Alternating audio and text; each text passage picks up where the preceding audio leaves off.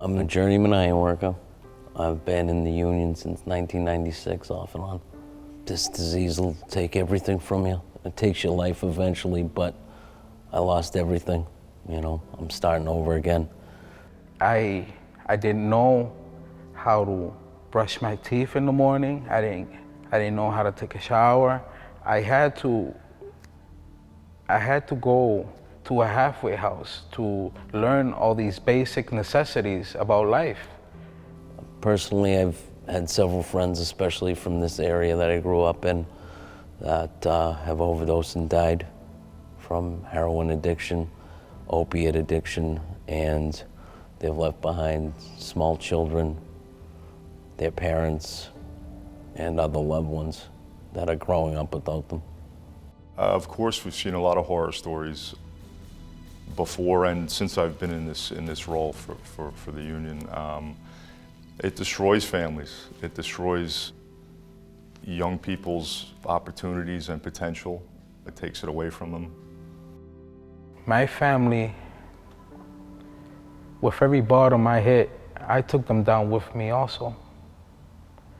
With stealing from them, lying, and not only that, like, they didn't know my whereabouts.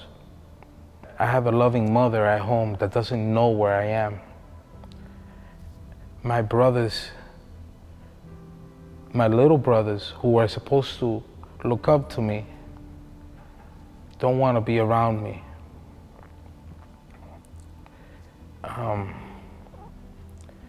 My friends,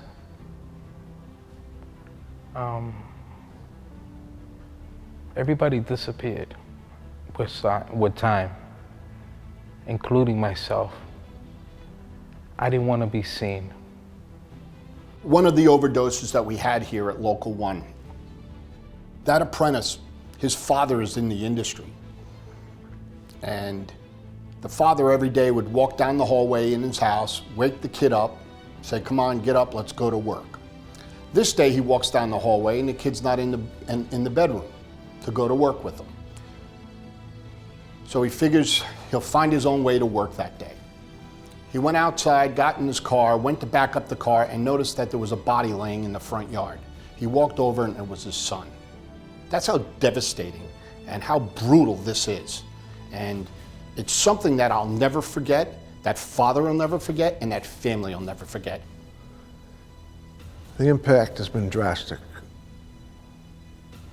I've been business manager for 32 years now, and I can honestly say that I know of at least 20 people who have lost their life to opiate addiction. It's a very common thing in construction where people get injured, they go to the doctor, they're put on prescription medication.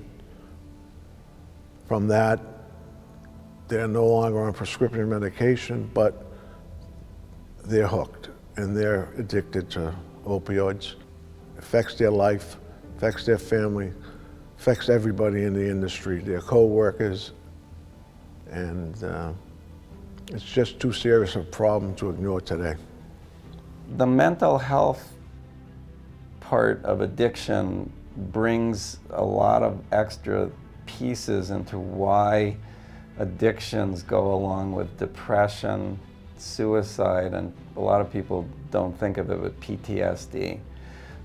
We talk about associations, so it's not that one causes the other, but we know scientifically that there are associations with, if someone is depressed, that oftentimes leads to suicidal thinking.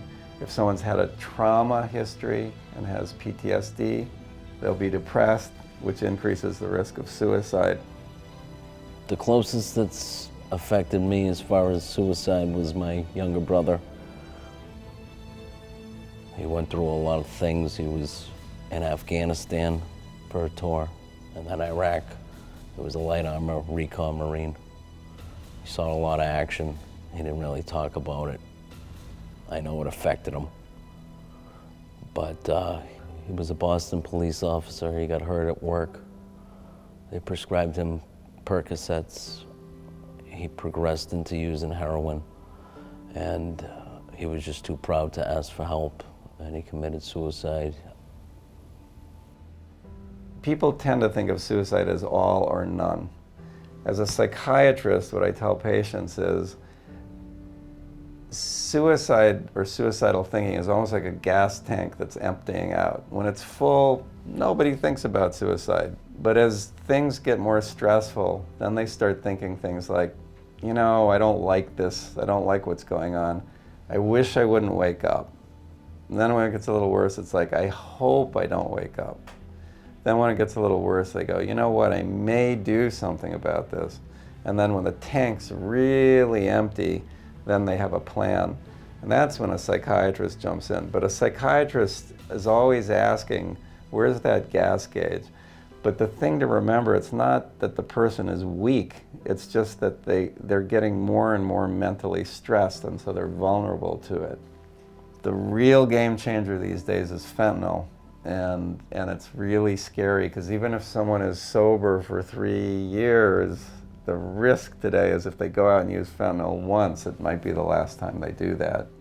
I mean, for me, you know, it's not so much physical pain, it's emotional pain connected to some family issues that I've had. And, you know, the opiates just numb it, you know? You don't have to deal with it, you don't have to. And if you can't deal with it, you can't heal from it, you know? So it's a lot easier to numb it than face it sometimes.